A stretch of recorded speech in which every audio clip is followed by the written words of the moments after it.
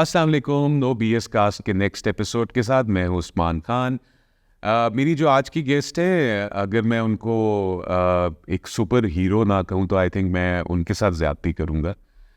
उनके इंट्रोडक्शन पे तो हम आएंगे, लेकिन ये जो गेस्ट है, she is woman who wears multiple hats. मुख्तलिफ़ तरह के बहुत इंटरेस्टिंग काम करती हैं। उन्हीं के इंट्रोडक्शन के साथ से शुरू करेंगे, बट सो मेरी आज की जो गेस्ट हैं उनका नाम है Amna Tahir. Thank you Amna for being here. मेरे पॉडकास्ट का ना एक फॉर्मेट है, मैं सबसे पहले एक नो BS ओथ कराता हूँ।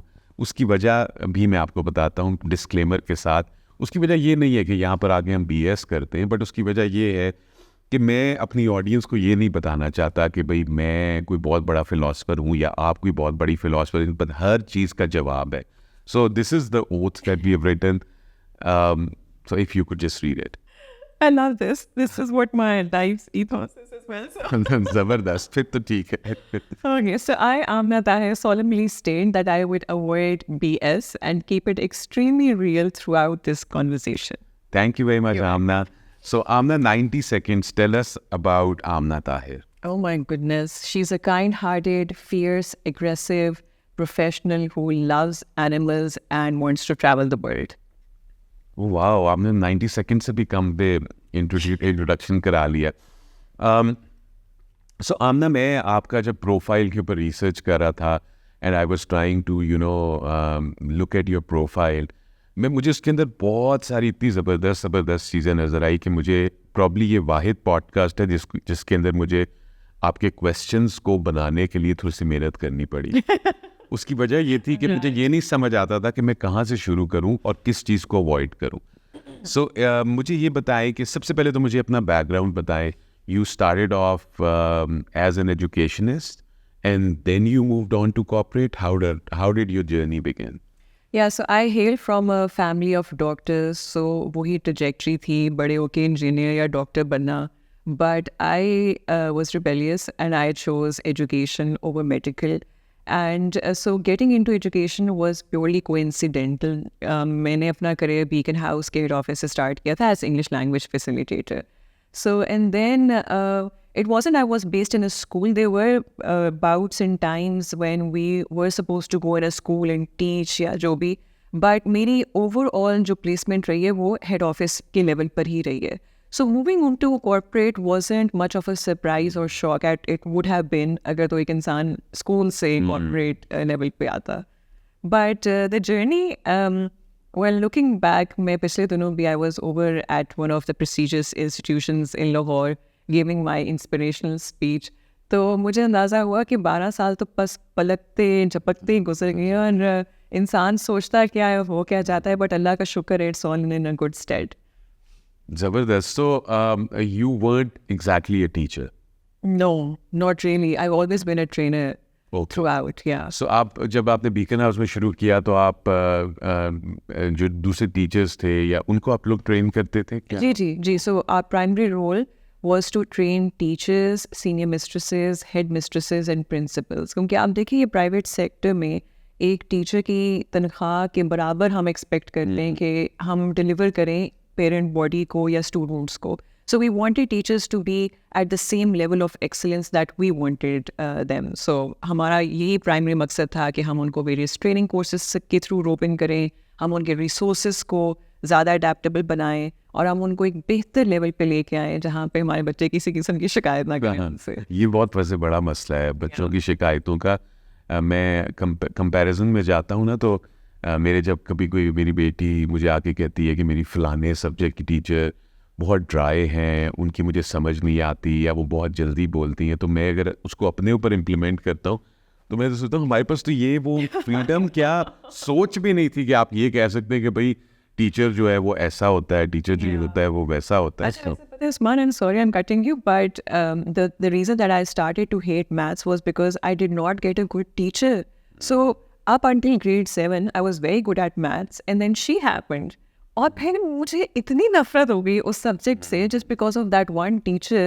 So now you can see, but you know what, today, even today, I still hate maths, but I love counting my money. So so मैं FBR के खौफ के से हट के this means you're making a lot of money. not really. No. Okay.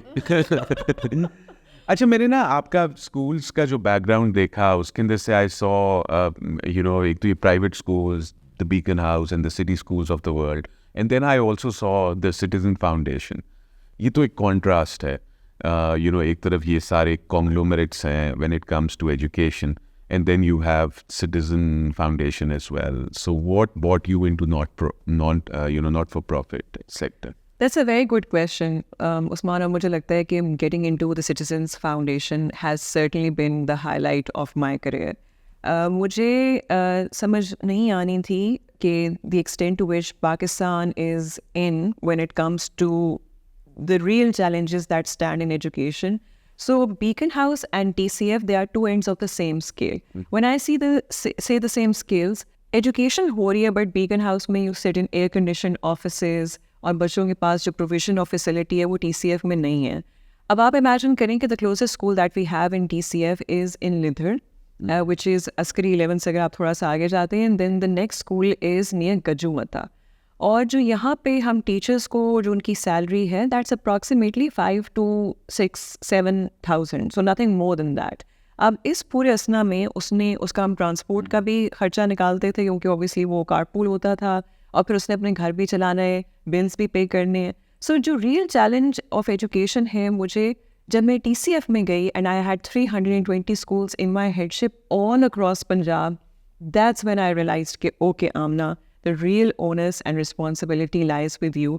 मैं आपको एक सक्सेस स्टोरी हमारी सुनाती हूँ कि भूंग है एक जगह है तहसील सादकाबाद में and it's approximately 4 hours from the main city of Bahawalpur. तो वो एरिया बहुत ज़्यादा डाकुओं का एरिया है जहाँ पे शराब और डाकू चोरी चकारी बहुत कॉमन चीज़ें हैं. जब हमने वहाँ पे अपना फर्स्ट स्कूल सेटअप किया तो it was a real challenge क्योंकि आपको पता है कि उस कम्युनिटी से हमें बहुत ज़्यादा रेजिस्टेंस आई. तो हमने क्या किया, जब हमने स्कूल सेटअप कर लिया तो हमने उसी कम्युनिटी को उसी कॉज का कस्टोडियन कर दिया. सो हमने वही डाकू चौकीदारों के तौर पे हमने कहा कि अच्छा you have to guard the school. Next challenge जो था वो हमारे स्टूडेंट्स का बहुत एग्रेसिव बिहेवियर था. किसी बच्चे को किसी पे गुस्सा आया, कुर्सी उठा के मार दी, सर तोड़ दिया. So these were real challenges in real time that were being faced there. But Allah का शुक्र है, मुझे एक दफ़ा याद है कि जब मैं बीकन हाउस से TCF गई और मेरी फर्स्ट प्रिंसिपल मीटिंग थी तो लाइट चली गई और ये कोई सुबह 10 बजे का टाइम था. तो I could literally feel a beat of sweat travelling down my back. और मैंने बड़े तरीके से दूसरे से पूछा, मैंने कहा जी लाइट आई, मेरे सिर में था जनरेटर चल जाने घट्टे के बाद. उसने कहा मिस ये तो पता नहीं शाम के शायद 6-7 बजे. And that's when I knew okay I am for a ride. या सो आमदा ये वाला जो टॉपिक है ना ये इसलिए मेरे लिए बहुत इम्पोर्टेंट है क्योंकि जब भी हम पाकिस्तान के मसाइल की बात करते हैं तो हम एजुकेशन को उसके बेस पे रखते हैं कि भाई एजुकेशन नहीं है उसकी वजह से सारे के सारे मसाइल हैं. अब इसी चीज़ को अगर हम मज़ीद थोड़ा सा डाइसेक्ट करते हैं तो वी रियलाइज़ कि भाई एजुकेशन नहीं है तो उसका गुर्बत भी है. लोग जहाँ पर जो पंजाब के अंदर तो मुझे पता है कि जो ये पीफ है वो बच्चियों को पे करता है एक stipend just to be make sure कि वो स्कूल में जाएं. बट इसके अलावा what is the criteria of good education? Is it दो and दो दूनी 4 education? What is good education for you? Usman, it's a plain and simple chain of reaction. जब इंसान के पास लिमिटेड रिसोर्सेज होते हैं तो unfortunately education takes a back seat. अगर आप मैस्लोज हायरार्की ऑफ नीड्स पढ़ेंगे तो आपकी जो बेसिक नीड है खाना पीना छत वो आपकी बेसिक नीड है एंड देन फिर उसके ऊपर आपकी बाकी अदर नीड्स बिल्ड अप होती हैं. सो अगर आपकी बेसिक नीड्स नहीं फुलफिल हो रही तो इसका मतलब है कि आपकी बाकी की जो नीड्स हैं जिसमें पाकिस्तान में हम एजुकेशन को एक सेकेंडरी नीड समझते हैं. मुझे कोई कहता है कि यार तुम्हें कोई और नौकरी नहीं मिली तो तुम टीचर बन गई हो, तो हालांकि मैं कहती हूँ कि ऐसी तो कोई बात नहीं है. सो इसी तरह यही माइंडसेट है कि जब तक आपकी बेसिक नीड नहीं फुलफिल हो रही उसी तरीके से आप एजुकेशन को एक सेकेंडरी है. एंड जो हमारे पास बच्चे आते थे वो सारे के सारे खेती बाड़ी करने वालों के बच्चे थे, रेडी वालों के बच्चे थे. तो ये लिटरली थ्रू आउट जब ये हार्वेस्ट सीजन होता था ये गायब होते थे स्कूल से. इनकी प्रेजेंस होती नहीं थी. और even when you would go to their house and try to convince them to come back to the school, वो कहते थे कि भाई इसने हमारे साथ फसलों में हमारी मदद करनी है. good education, now that I come to think of it, it is thinking what is good, what is right, what is bad, what serves you good and what serves you bad. So तालीम ज़रूरी नहीं है कि एक particular institution या एक particular caste या उसकी मानों में बैठी जाए. तालीम वो है जो कि आपको एक अच्छा इंसान बनाती है. आप दुनिया के किसी कोने में चले जाएं, वो रिफ्लेक्ट होती है. वो आपके एटिकेट्स, आपका रिस्पेक्ट फॉर अदर्स, आपकी काइंडनेस, आपकी एम्पैथी, ये असल तालीम है. Nobody really care somewhere 20 years down the line कि आप कहाँ से पढ़े हुए हैं, मगर जिस तरीके से जो आप इंसान बन जाते हैं वो आपकी असल तालीम और तरबियत होती है. I mean you right. मैं तो हमेशा से ही बात बोलता हूँ कि तालीम से ज़्यादा हमारे पास तरबियत का फुकदान है, जहाँ पे आपको राइट और रॉन्ग का जो फ़र्क होता है वो कोई भी टीचर नहीं बताता. वो आपको टाट स्कूल में भी बताई जा सकती, वो आपको होम स्कूल में भी बताई जा सकती. बट ये एक वो है. मैं अभी आपने बोला कि आप पाकिस्तान के बहुत सारे इंस्टीट्यूशंस में जाती हैं, यूनिवर्सिटीज़ में जाती हैं गेस्ट लेक्चर्स के लिए. वहाँ पर अब एक बड़ा कॉन्ट्रास्ट है. एक तरफ ये जो Tier 1 यूनिवर्सिटीज़ हैं, वहाँ पर डिफरेंट तरह के लोग आते हैं. उनके लिए एजुकेशन उनके लिए भी ज़रूरी है, बट उनका जो क्राइटेरिया है या उनकी जो नीड है वो थोड़ी सी फ़र्क है. और दूसरी तरफ पब्लिक सेक्टर यूनिवर्सिटीज़ हैं जहाँ पर 50 हज़ार 1 लाख बच्चा पढ़ रहा है, उनकी एक डिफरेंट तरह की नीड्स है. How do you see this contrast and how do you have examples to share के दोनों टीयर्स के अंदर क्या फ़र्क है and why is this tiering? Usman, I would use the word apartheid and I use this very carefully कि पहले हमारी जो कैटेगरीज होती थी वो अपर, मिडिल और लोअर होती थी. अब with passage of time there's a distinct apartheid between the two categories. So जो अब privileged class है वो extremely privileged है और जो non privileged है वो extremely non privileged है. जब मैं privileged Tier 1 यूनिवर्सिटीज़ में जाती हूँ उनकी सोच बहुत डिफरेंट होती है क्योंकि उन्होंने कभी तंगी देखी नहीं होती. उनके पास सारे के सारे रिसोर्सेज रेडीली अवेलेबल होते हैं and so they can't actually connect with the fact कि पाकिस्तान या एक बच्चा, अगर पाकिस्तान में एक बच्चा है और उसका एक्सेस तालीम की तरफ नहीं है या what are the possible causes. वो बाहर जाएंगे, उनकी सिविक खड़ी होगी एंड देन उनके पास iPhone 16s हैं, iPhone 15s हैं, they have easy access to a lot of things जो कि एक बच्चा in the village will not have. The other day I met this individual, मुझे कहता है कि जी उसका बड़ा मासूम सवाल था और फिर मैं काफ़ी गहरी सोच में पड़ गई. मुझे कहता है कि जी मेरे वाले साहब तो मुझे 80,000 रुपये पॉकेट मनी देते हैं पर मंथ, तो मैं कौन सी ऐसी नौकरी में जा सकता हूँ जहाँ पे मुझे ज़्यादा पैसे मिलें. So now you see the kind of mind set that he is coming from. और वही बच्चा बाहर निकलेगा, सिविक उसकी तैयार होगी, ड्राइवर उसका रेडी होगा, वो घर चला जाएगा. ऑन द अदर हैंड मैंने एक बात ये ज़रूर महसूस की है कि जो Tier 2 और Tier 3 के बच्चे होते हैं उनमें ज़्यादा जस्तुजू होती है टू लर्न, क्योंकि दे कम फ्रॉम अ बैकग्राउंड जहाँ पे उनको रिसोर्सेज रेडीली अवेलेबल नहीं होते and they know that they have to fight for it. और ये जो जब इंसान में एक फ़ाइट का आंसर आ जाता है ना जस्तुजू का, वो बिलीव यू मी कोई किताब आप में नहीं डाल सकती, वो कोई उस्ताद आपको नहीं सिखा सकता. It has to come from within. और वो तभी होगा जब आपको ज़िंदगी में अच्छा हेड स्टार्ट नहीं मिला और आपको अंदाज़ा है कि अच्छा हाँ क्योंकि मैं एक अच्छे स्कूल नहीं गया इसलिए मैं आज मुझे नौकरी करनी पड़ी है, या काश मैं एक अच्छे स्कूल चला जाता तो शायद मुझे एक बेहतर नौकरी मिल जाती. That's so amazing. मुझसे जब कोई मैं जब कोई इंटरव्यू करता हूँ और मैं बस मुख्तलिफ यूनिवर्सिटीज़ के जब बच्चे आते हैं, सो एक स्किल जो कि मैं जेन्युइनली निकालने की कोशिश करता हूँ और मैं उनको बताता भी हूँ, वो ये है कि उसमें डिग्री हो या ना हो वो करू होना चाहिए, विच मीन्स कि वो स्ट्रीट स्मार्ट होना चाहिए. सो ये जो Tier 1 यूनिवर्सिटीज़ के बच्चे हैं, येस वो अंग्रेज़ी बोल लेते हैं, बहुत अच्छी तरह से आर्टिकुलेट कर सकते हैं, but they are not street smart. This what I think. उनको स्ट्रीट स्मार्ट बच्चे जो होते हैं वो आपको Tier 2 Tier 3 यूनिवर्सिटीज़ से ही मिलते हैं. मैं आपके HR एक्सपीरियंस पे भी आऊँगा, but I have at least 2 more questions about education. Education के अंदर ना आप थोड़ा सा जेंडर को भी लेकर आते हैं. पहले तो एजुकेशन इन जनरल है. व्हाट इज़ द जेंडर, ये जो जेंडर की डिस्पैरिटी है कि एक तो एजुकेशन का लेवल बहुत थोड़ा और फिर उसके अंदर ख़वातीन जो है वो है ही नहीं. So how do you see that? So I'll tell you a very I'll narrate a personal example. मेरे नाना Abu was in the British army and ये सन 1947 की बात है. तो जब आई हेल फ्रॉम सरगोदा, हमारा और हम लाहौर में पिछले काफ़ी सालों से हैं. तो जब मेरे नाना अबू ने ब्रिटिश आर्मी से व्हेन ही गॉट रिटायर्ड और जब वो सरगोदा वापस अपने बच्चों को, which is my mother and my मामू, ये वाली सारा जनरेशन है, तो काफ़ी लोगों ने बातें करनी शुरू कर दी कि अच्छा हाँ, ये अपनी बेटियों को इसलिए पढ़ाना चाहता है क्योंकि ये तो उनकी कमाई खाता है या कमाई खाएगा, या with the intention that this is what he the reason that he is educating his children. But that was, I'm so glad, that was the first breakthrough of the generation that I come from. और फिर जब मेरी वालदा FJ की graduate हैं, मेरी खाला इस वक्त रियाद में, she is a child specialist, my मामू इज़ एन इंजीनियर, मेरी दूसरी खाला किसी और स्कूल में प्रिंसिपल है. सो कहने का मतलब ये है कि एक इंसान की सोच कितनी जनरेशन्स को आगे फर्दर बेनिफिट देती है.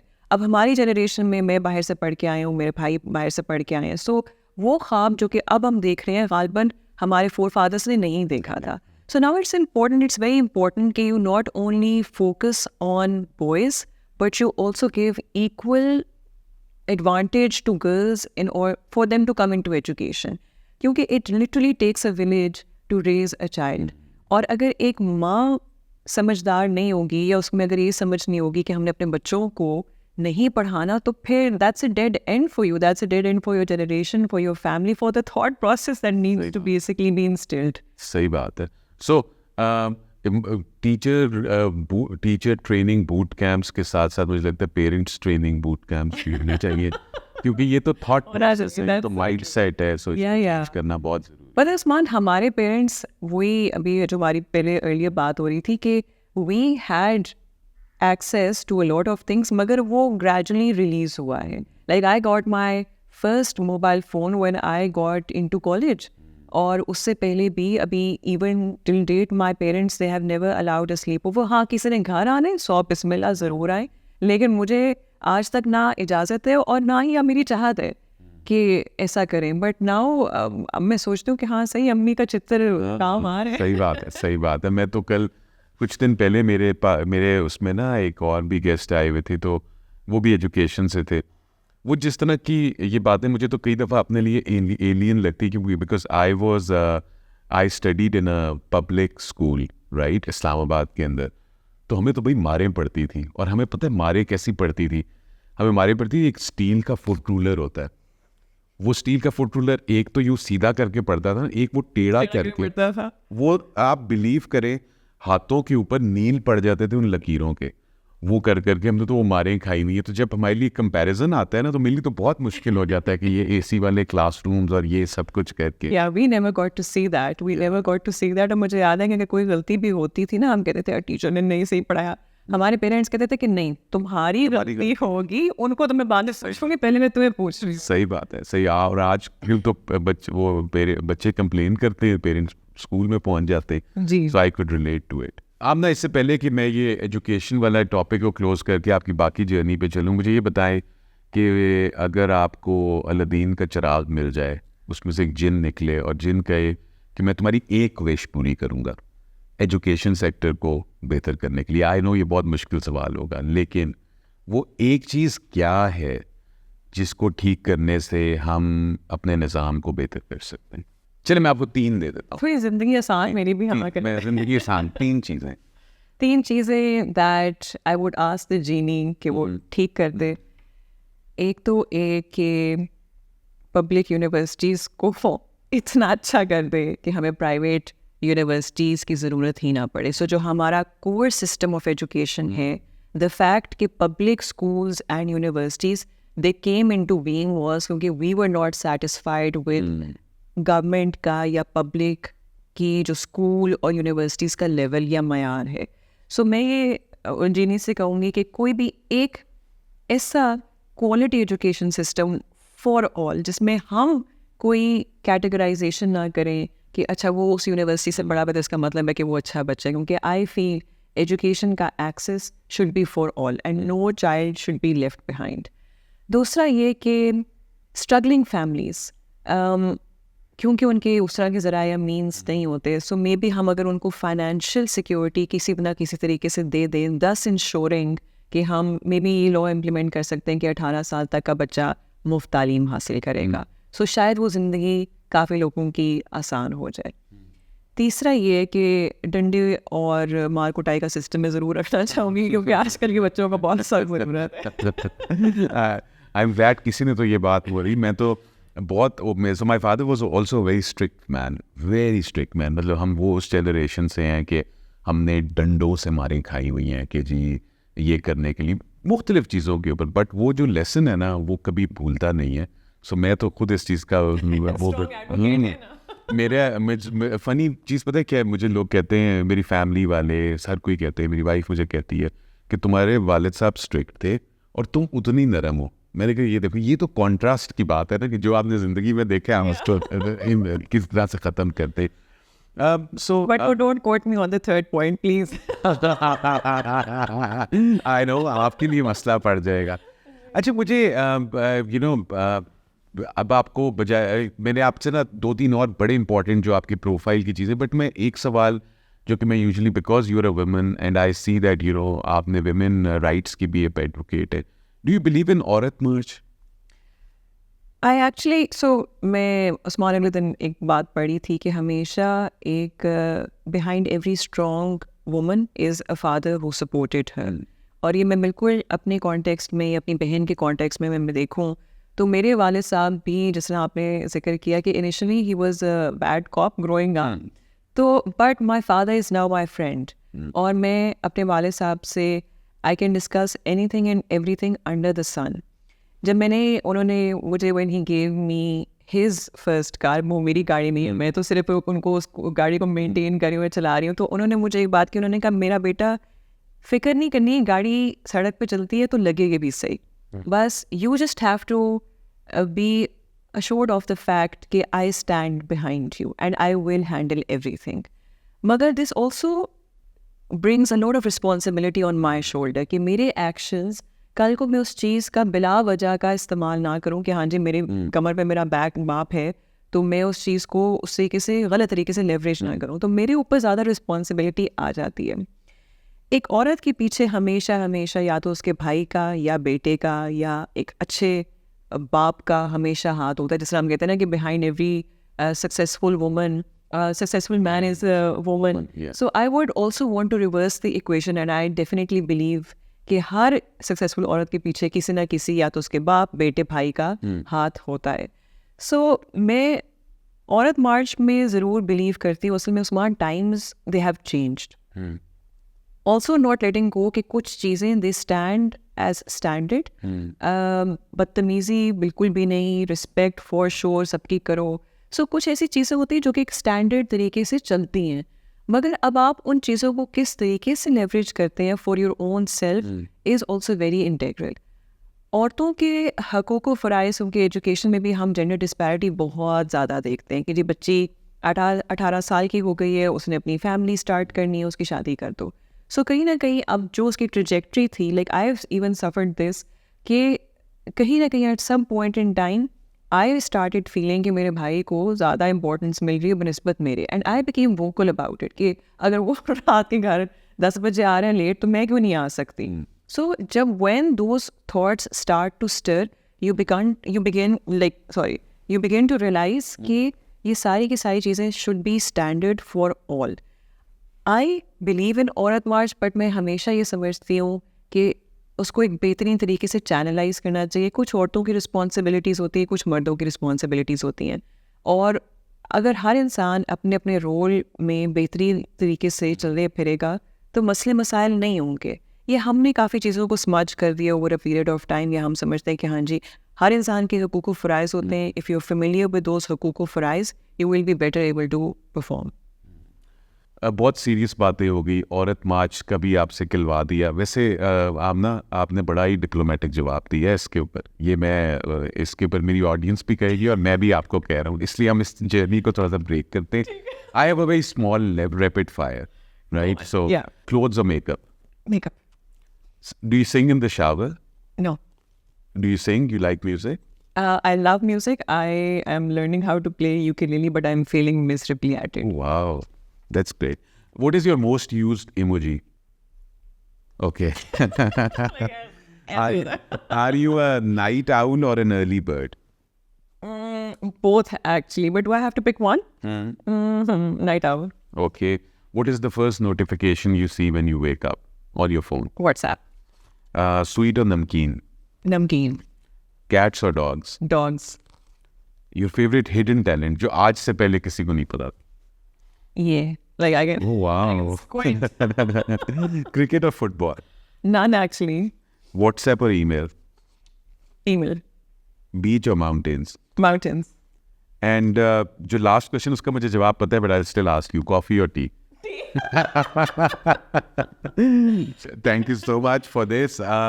मैंने ना ये मुझे बहुत ही इंटरेस्टिंग जो प्रॉब्ली आपका एक आपकी प्रोफाइल में से जो एक चीज़ मुझे बहुत ज़्यादा मज़ा आया बढ़ के, वो ये है कि आप यूक्रेनियन बच्चों को अंग्रेज़ी पढ़ा रही हैं. I mean how could you do that? और मैं अच्छे सेंस में पूछ रहा हूँ. आप ऐसे भी होता है, मतलब आप पाकिस्तान में बैठ के यूक्रेनियन बच्चों को? जी. So Usman, मैंने CELTA किया था from University of Cambridge in 2019. And CELTA, for those unfamiliar, is a certification. It's a global certification कि you are an accredited English teacher and you can teach English in a country where English is not the first language. So अक्सर हम देखते हैं कि हमारे left right and centre बड़े आइल्स के centre खुले हुए और लोग कहते हैं हाँ जी हम आइल्स कराते हैं. तो कहीं ना कहीं आपको वो certification, it's a very rigorous certification, 1 महीने की होती है. Then you have to teach students of other nationalities in order to see कि आपकी टेक्निक कैसे चल रही है. सो हुआ ये कि दिस वाज आल्सो कोइंसिडेंटल. मुझे तो लगता है मेरी ज़िंदगी ना आधी हासाती उस पर ही चल रही है. तो हुआ ये कि थोड़े दिन पहले I wanted to opt for remote jobs. तो मैंने बिल्कुल माइंडलेसली मैंने 2-3 जगहों पे अप्लाई कर दिया. So I received this email from woman in UK, and she said, "Hey, you know, we have received your resume, and are you sure that you want to do this on a voluntarily basis?" जब उसने voluntarily basis कहा ना, तो that's what piqued my interest. और मैंने कहा, okay, what is happening? तो फिर मैंने जब नीचे एप्लीकेशन में देखा, तो it's a volunteer work. Okay. Now the cause, I'm driven by causes. बहुत ज़्यादा लोग मुझे रीच आउट करते हैं, कहते हैं कि ओ आमना इस प्रोजेक्ट में इतने पैसे मिलेंगे, और मेरा हमेशा से एक सवाल होता है, what's the cause? And because all my actions are purpose driven. I understand 2-3 ज़िंदगी में ना एक सबक सीखे हैं कि time is of essence. You never invest in projects that are not meaningful to you. So this project, even if it's a volunteer project, stands very close to my heart. Every Sunday, like my next class is literally 4 hours from now. Every Sunday I teach Ukrainian girls. They are all 15-16-year-old लड़कियां हैं जो कि affected by Russian and Ukraine war हैं. So उनकी universities closed down हो गई हैं, but they still have access to laptop और internet. हमारा एक group है जहाँ पे अक्सर मैसेजेस आते हैं कि जी आज बॉम्बिंग हुई थी और आज इंटरनेट का उनको एक्सेसिबिलिटी नहीं, इसलिए आज क्लास नहीं होगी. So now this also brings you closer to reality कि कहीं ना कहीं even in my capacity, I'm literally sitting miles away from them. But once they come on board, वो इतनी प्यारी बच्चियाँ होती हैं, and they are all learning how to speak and write in English. So मुझे लगता है कि ये बेशक ये हादसाती था, but this is very close to my heart. And every Sunday I make sure, पहले तो मेरे हर Sunday it was mostly spent outside, कि हम कहीं फैमिली गैदरिंग्स में जा रहे हैं, मैं दोस्तों के साथ मिल रही हूँ, बट मैंने ये 2 से 3 घंटे मैंने उन लड़कियों के लिए बुक किए हुए. And every Sunday I wake up with the idea कि okay yes today I will be meeting them and they are such lovely girls. और जब वो बोलती हैं कहती miss we like your class and then it's just a wonderful feeling to just give back to the community. That's great.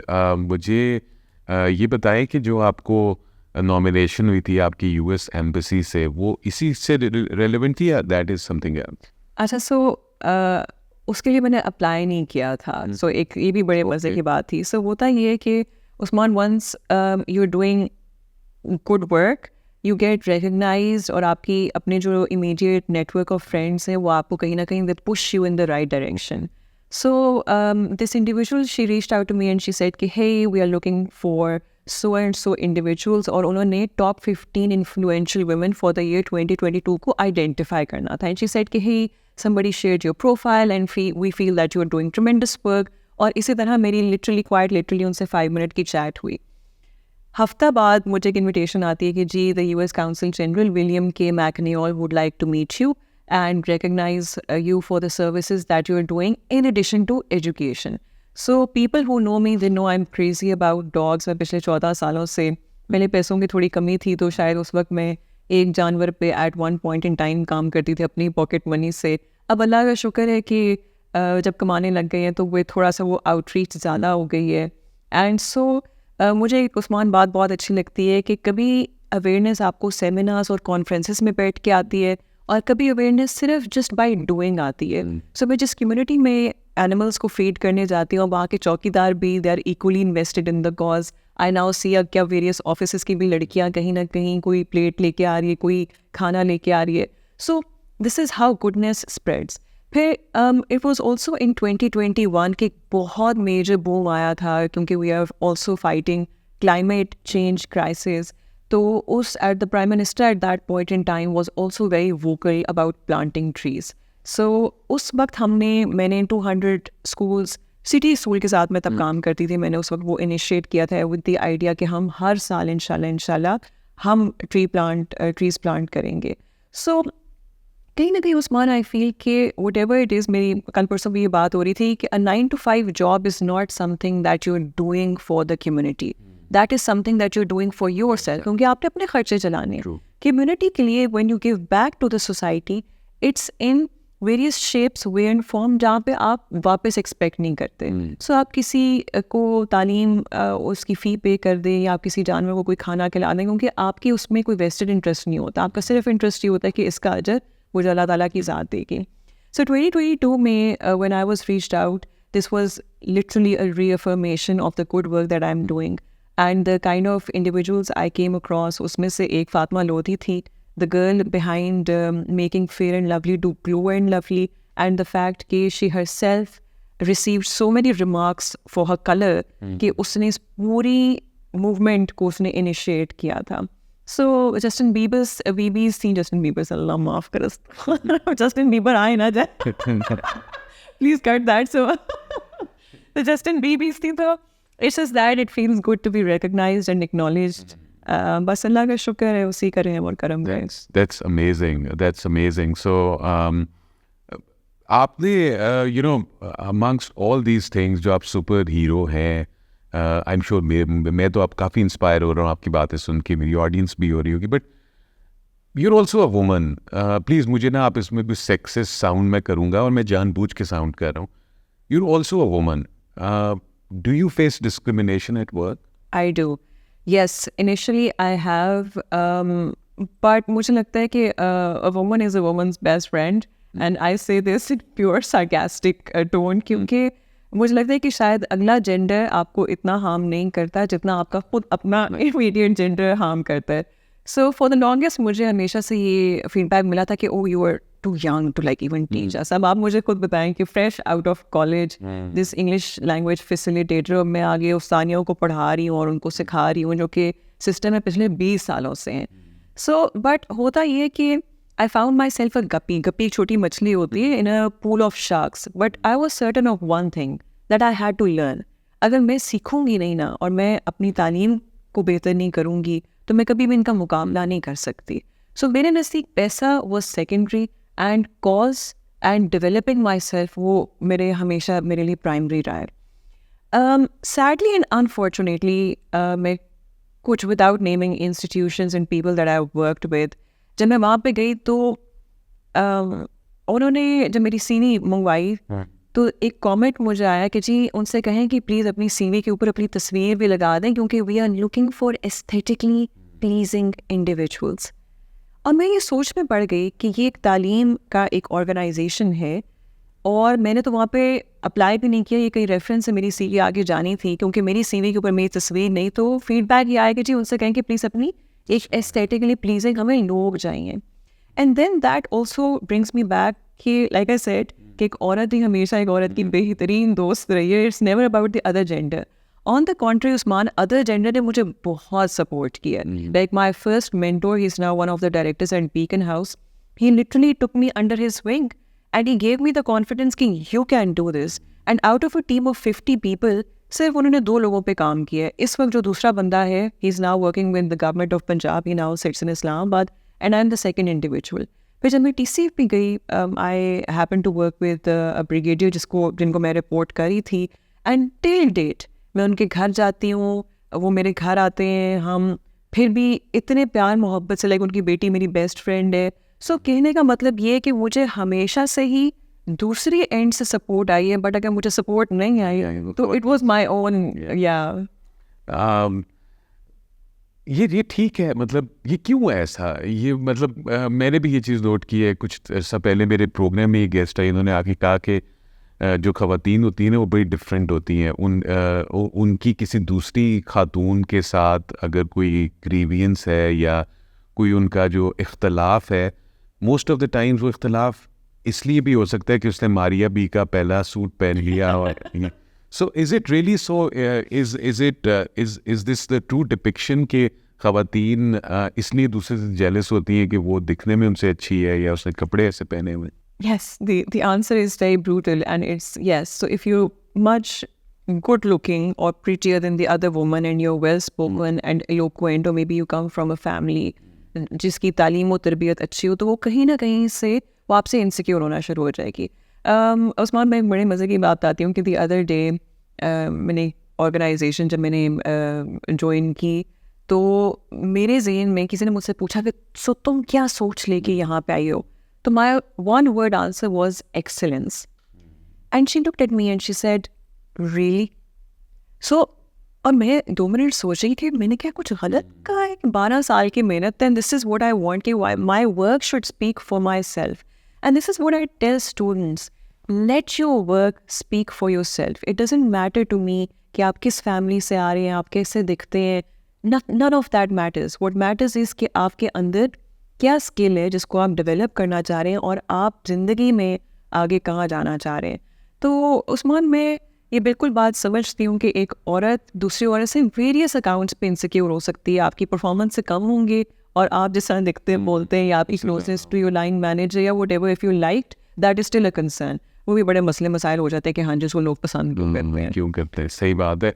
मैं ना एक बहुत आपकी इस बात से मुझे याद आया, I am a big fan of this gentleman called Grant Cardone. And you know, वो अपना उनका एक मास्टर क्लास होती है विच इज़ कि 10x कैसे आप बढ़ सकते हैं किसी भी चीज़ को. And he always says this, I think मैं उसको थोड़ा सा मिस कोट करूँगा, but he says best known is better than being the best. So you know, आप जो कुछ भी हैं, आप जो दिख रहे हैं, वो भी मैटर करता है. दिस इज़, मैं तो मार्केटर हूँ, मेरे से तो ये डायरेक्टली मेरे दिल के तार बजाता है, बट यू नो ये भी बहुत इम्पॉर्टेंट है. मुझे ये बताए, sorry, the worst feedback that I've received also from a woman was, why are you so pleasant? अगर आप pleasant रहेंगी तो principals आपको सुनेंगे नहीं. On the contrary, when I took over a certain role, मसले मसाइल बहुत ज़्यादा थे, क्योंकि जो मेरे से पहले वाली खातून थी वो बहुत शिकायतें लगाती थी सीनियर मैनेजमेंट को, and automatically that made her the favourite. So may be क्योंकि शायद मेरी पर्सनैलिटी ऐसे, तो मैं हमेशा ना, मैं समझती हूँ कि आप 9-10 घंटे काम पे लगाते हैं, तो you have, that's your second family, that's your second home. और अगर आप वहाँ पे कुड़ के काम करेंगे, दैट सर्व्स नो पर्पस. ज़िंदगी में इफ फन का एलिमेंट आपकी लर्निंग में आ जाए ना, तो आपकी लर्निंग इट लिटरली डबल्स. तो जब मैं प्रिंसिपल्स के पास जाती थी और अगर उन्होंने कोई मिस्टेक कर ली थी, होती थी, तो मैं कहती थी कि that's okay, we are all humans and humans are bound to make mistakes. तो जो इन्फ्लक्स ऑफ कंप्लेंट्स थी that were going to senior management, वो लिटरली 2% पे हो गई थी. तो मुझे मिड परफॉर्मेंस, वो जो जून जुलाई में कहीं आता, तो उन्होंने कहा कि देखिए जी, बड़ा कंसर्न है, आपकी फीडबैक आई है.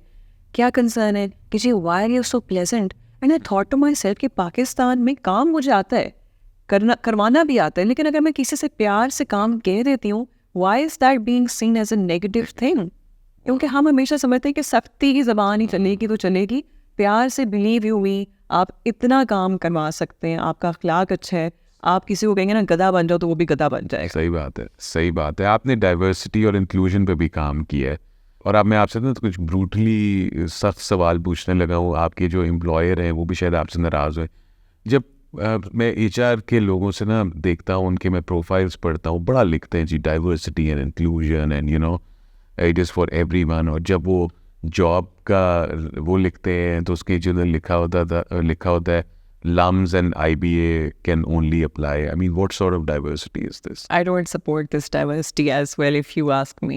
And I've questioned a lot of selection processes where I currently work. So इसके दो पहलू मैं आपको बता देती हूँ.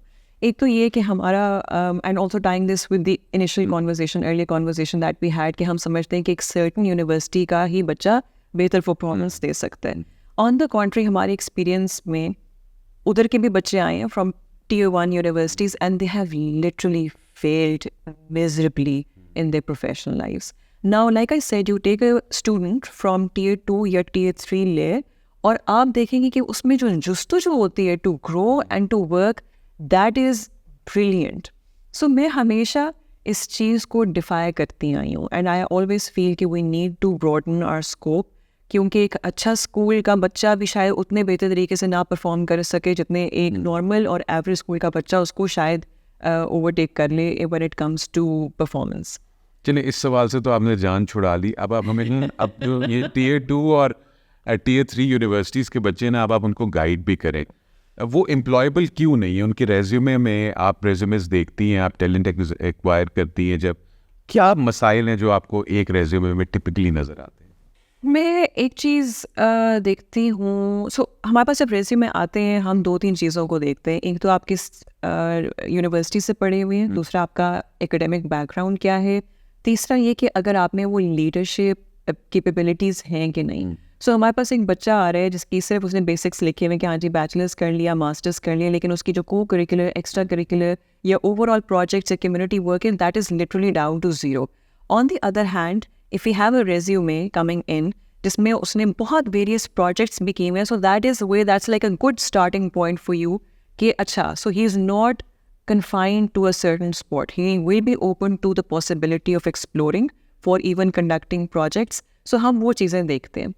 Sadly and unfortunately हमारे लिए corporate में आके आपका label of a good university it does matter. We will still give you benefit of the doubt अगर आप tier 2 और tier 3 से आ रहे हैं, but we also want you to balance that with other projects that you are doing in your life. Okay, और क्या mistakes आप देखती हैं इंटरव्यू पे? कोई बच्चा आपके सामने बैठा होता है टिपिकली, अभी आप मुझे बता रही थी कि आप लोग बच्चे आजकल टाइम पे नहीं आते. You know, oh my God, Usman, that is such that's a wound that festers. अगले दिन हमारा ऑनलाइन इंटरव्यू था एक बच्चे के साथ 10 बजे. मेरी कॉलीग उसको फ़ोन करके उठाई कि प्लीज़ आ जाओ इंटरव्यू में, क्योंकि इंटरव्यू तुम्हारा इंतज़ार कर रहा है. सो वो 20 मिनट लेट आई है. So no punctuality at all. हमारे पास बच्चे आते हैं, 2 बजे का इंटरव्यू का टाइम है, 2:10 पे कॉल करेंगे and they haven't shown up. So उससे पहले हमें कोई प्रायर इंटिमेशन नहीं आई है and they tell, oh miss वो असल में ना आज कहीं किसी को लेके जाना है तो प्लीज़ कल हो सकता है. मैं हमेशा बच्चों को ये कहती हूँ कि if you are not making us your priority, we will never make you a priority. Please, हम एम्प्लॉयर्स हैं, हमारे पास इस वक्त 7,000 एप्लीकेशंस हैं for that one particular position. Why is it that we are going to choose you? तो punctuality मेरे नज़दीक स्टैंड्स एज एक बहुत professional turn on, I would rather say. मैं खुद प्रोफेशनल नहीं थी, बट जब मैं बीकन हाउस जाना शुरू हुई मुझे अंदाज़ा हुआ कि अच्छा अगर 8 बजे किसी से मिलना है, you make sure that you are there at 7:50. आपकी तरफ आना था. मैं लिटरली 10 मिनट पहले मैं गली के कोने पे खड़ी थी, मैं कह रही थी कि okay I need to manoeuvre and find my way. So and even if you running late, just inform the interviewer कि I will be running late. दूसरा ये कि बहुत कैजुअल आते हैं, जैकेटें पहनी हुई हैं, joggers, sneakers, P caps. No, we don't follow that. So your attire is good. I love it. But how about you take this attire to a friend's ka hangout? And how about you make the effort to please dress professionally? दूसरा ये कि मुझे Gen Z से सच्ची बात है बहुत डर लगता है. It's a very scary generation, क्योंकि शायद हम अब फिर भी अच्छे वक्तों में आगे निकल गए, मगर या तो कोई गाइडेंस की कमी है तो हम जैसे लोग हाजिर हैं, पर जो अंदर का उनका जो फायर है ना, वो फ्लेम थोड़ा फड़फड़ाता है. It's just not constant. And the fact कि उनको अगर एक बच्चे को 80,000 पॉकेट मनी मिल रही है, so why would he even want to make an effort to come join us? But ये ना एक बहुत बड़ा और कॉन्ट्रास्ट की तरफ. तो पहले तो टाइम वाली बात से मैं इतना रिलेट करता हूँ.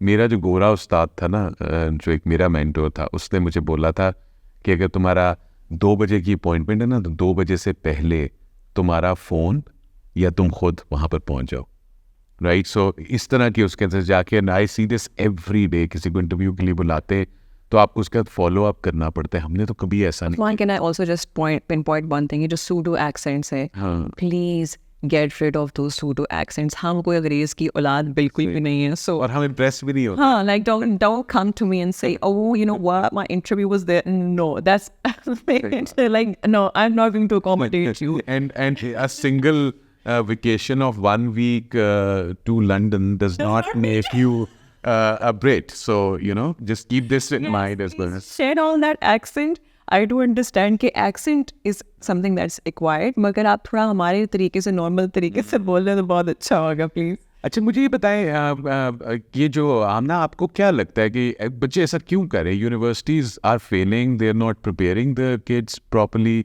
या सिर्फ और सिर्फ जीपीए और सीजीपीए के ऊपर फोकस है, बट इस किस्म के एलिमेंट के ऊपर कोई फोकस ही नहीं? उस्मान, एक घर की तरबियत और university they go hand in hand. So बच्चा आपका, it's in the middle of the equation, and this is where these two hands they come together.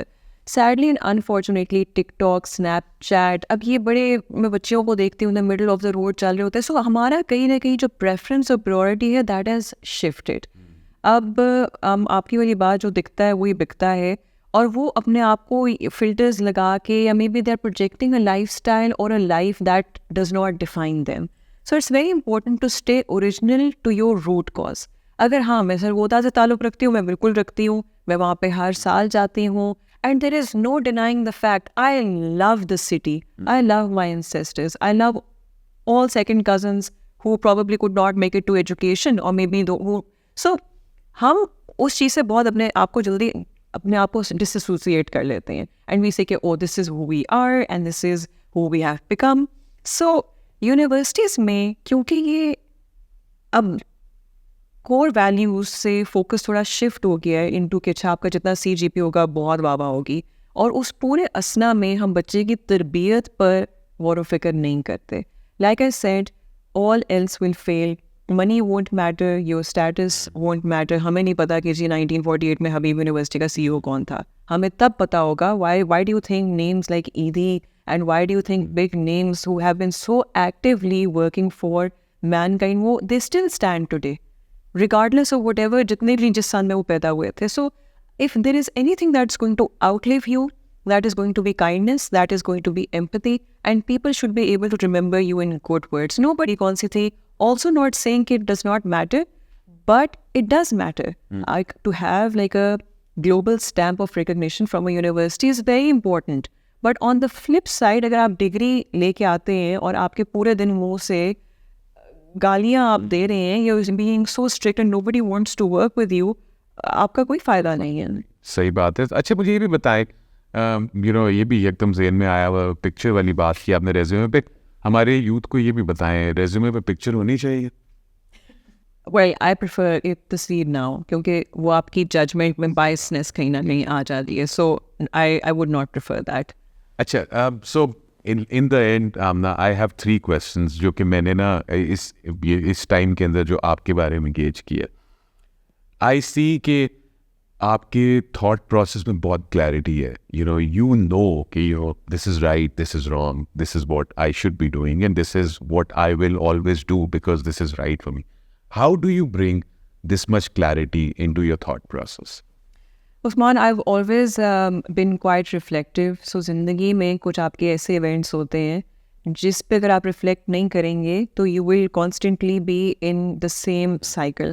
Paulo Coelho अपनी बुक अल्केमिस्ट में लिखता है कि लेसन्स आपको तभी मिलेंगे if you start to like contemplate. So things will keep on repeating until the lesson is learned. So if you don't learn your lesson, that is when you will always be in that vicious cycle.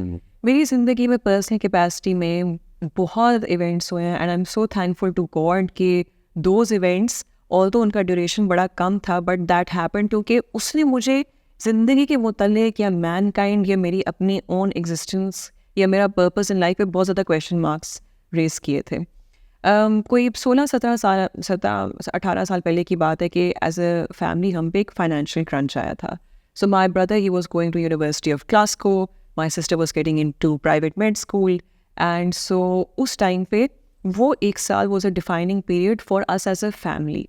और उसमें मेरे सामने मैंने देखा कि एक जानवर आया and the animal was as helpless as myself, क्योंकि जब आप when you are down, when you are low, nobody comes to help you. And this is मैं ये अपनी ये एक यूनिवर्सल बात है, ये एक यूनिवर्सल स्टेटमेंट है। तो फिर मैंने सोचा कि अगर मैं इतनी हेल्पलेस हूँ और मेरी हेल्प को कोई नहीं आ रहा, तो ये बेचारा ये भी तो हेल्पलेस है, और अगर मैं इसकी हेल्प नहीं करूँगी नोबडी एल्स विल। सो पहले मेरी जो मेंटालिटी थी वो ये थी कि अगर मैं नहीं करूँगी तो कोई और कर लेगा। फिर उस दिन से मेरी मेंटालिटी रही कि अगर मैं नहीं करूँगी ना तो कोई और नहीं करेगा। And that has been a defining moment. फिर दूसरा मेरा डिफाइनिंग मोमेंट तब आया था कि जब मैं Shalimar centre for differently abled बच्चों के पास गई थी, और मैंने वहाँ पे 1 महीना काम किया, और हर रोज़ आके उस्मान मैं रोती थी। I would literally bawl my eyes out, क्योंकि that give me a perspective कि ज़िंदगी में अल्लाह ताला ने तो आपको मुकम्मल बनाया, शुक्र है, सही ज़ेन है, आंखें दिखती हैं, हाथ पाँव मुकम्मल है, तो व्हाट्स स्टॉपिंग यू देन। वहाँ पे मैंने बच्चे देखे जो कि उस्मान उनके इधर से नीचे उसकी बाहें नहीं थी, and he would hold a pencil by just bringing his elbows together and he would write. और अगर वो कर सकता था, I could have been in that child's place. मैं किस प्रिविलेज या किस बोट पे मैं इस वक्त बैठी हूँ कि मैं समझती हूँ कि हाँ जी I deserve it. So I don't deserve any of this. So once you get that reflection in life, it only brings you closer to your purpose. And also मैं हमेशा ये समझती हूँ कि your circle is a great influence on you. अगर आप 5 लोगों में बैठते हैं जो कि नेगेटिव हैं, चांसेस आर कि आप छठा इंसान आप एक नेगेटिव वर्ल्ड में रहेंगे। अगर आप 5 लोगों में बैठते हैं जो कि ड्रग्स करते हैं, छठे आप बन जाएंगे। सो if you sit in circle that discusses ideas और दैट ब्रिंग्स इन पॉजिटिविटी, तो 6th प्रोडक्ट आप बनेंगे। सो मैं अक्सर बच्चों को, मैं यही अपने दोस्तों को भी कहती हूँ कि जब वो बहुत नेगेटिव सोच रहे होते हैं, मैं हमेशा कहती हूँ कि यार अपने सर्कल को तुम इवेल्युएट करो। 5 people that you are constantly meeting and who are influencing your thought process. I hope that answers you. Yeah, it does. मुझे ये बताइए कि अगर आज कोई 10 साल पुरानी आमना आपके सामने आ जाए, आपको देखे, वो किस चीज़ के ऊपर सबसे ज़्यादा प्राउड होगी? I've stood grounds on so many levels. So पहले मैं डरती थी कि अच्छा शायद इतना कॉन्फिडेंस नहीं था, शायद दुनिया की इतनी सोच समझ नहीं थी। तो ये वाली आमना ने सही टाइम पे, सही जगहों से, सही लोगों से सही सीखा है। So the kind of person that I have become today, like I said, I am so thankful कि मेरे सारे वो लो डेज आए थे, एंड ऑल्सो सुपर थैंकफुल कि मैं रिफ्लेक्ट करती थी कि ओके अगर एक चीज़ गलत हुई है, क्यों गलत हुई है, इससे क्या रेपरकशंस हो सकते हैं। सो वो वाली आमना में कहीं ना कहीं स्पार्क था, क्योंकि मैं बचपन से ही टीचर्स पेट रही थी and always wanting to be the best. लेकिन मेरी वही वाली CGPA वाली अप्रोच पे चेंज तब हुई जब मैंने सोचा कि okay my work should speak for myself, I need to aim for excellence and I need to bring comfort to people around me, specially उन लोगों के लिए जो कि मेरे लिए कुछ नहीं कर सकते। सो मेरे वाले साहब ने मुझे जब मैं अपनी पहली अपनी कॉर्पोरेट में शुरू करी थी लॉन्ग अगो नौकरी, तो उन्होंने मुझे कहा था कि मेरा बेटा CEO से तो हर इंसान दोस्ती कर लेता है, मगर उन लोगों का भी सोचना, उन लोगों को भी उतनी ही इक्वल रिस्पेक्ट देना जो बाहर खड़ा चौकीदार है, जो तुम्हारे कमरे में कूड़ा उठाने आता है। एंड दिस इज़ 100% ट्रू कि मैं जब गेट से एंटर होती थी until the time I would get to my office, मैं हर इंसान को एड्रेस और मैं खुद सलाम करती थी। सो कुछ चीज़ें ऐसी कॉन्स्टेंट होती है and they always remain in fashion, और उसमें रिस्पेक्ट, दूसरे के लिए अच्छा अखलाक, कुछ नहीं होता। सब you will be surrounded by negative toxic people, but to keep that positive flame ये बहुत ज़रूरी है। This is very important. और इन द एंड आमना, ऐसी अगर कोई फीमेल जो आपको सुन रही है, but you know she is facing discrimination at work और anything else, I want you to give a one message to that person. This too shall pass. Hold on, hang in there. अपने अंदर reflect करें कि क्या कोताहियाँ हैं. So apart from your physical appearance, I am not never going to question that, but अपने अंदर जितना भी आपका पोटेंशियल, अगर आपकी तालीम कम है, aim for online courses. So कहीं ना कहीं अपनी प्रोफाइल को बिल्ड करें, so that one day in the same capacity once you are something, एक बहुत बड़ा इंसान जब आप बन जाएंगे ना, तो यही लोग खामोश होकर बैठ जाएंगे. But let your work speak for your self and hold on. कोई नहीं, दिस विल पास. हर इंसान पे ये फेज आता है, लेकिन नेवर लेट गो ऑफ 2 चीज़ें. एक योर स्पिरिचुअल कनेक्शन एंड दूसरा ये कि the idea that you have to do better. God has created you for a purpose. Find that purpose, connect with that purpose and ride that tide. Aamna, thank you very much. I enjoyed my time. मुझे तो लग रहा है आपके साथ मुझे एक और पॉडकास्ट करना पड़ेगा जिसमें हम बहुत चीज़ें ख़ासतौर पे यूथ को समझाने के लिए रेज्यूमे कैसे लिखते हैं. For sure. It would be my pleasure to come So again. मैं उसके लिए आपको दोबारा से भी बुलाऊंगा. Okay guys, thank you very much for staying tuned. आपके मैसेजेस बहुत ज़्यादा आते रहते हैं. कुछ तारीफ़ों के होते हैं, कुछ बहुत सारे हेट्रेट के भी होते हैं. हम मेरे लिए सब चलेगा. Till next week with another guest. Allah Hafiz.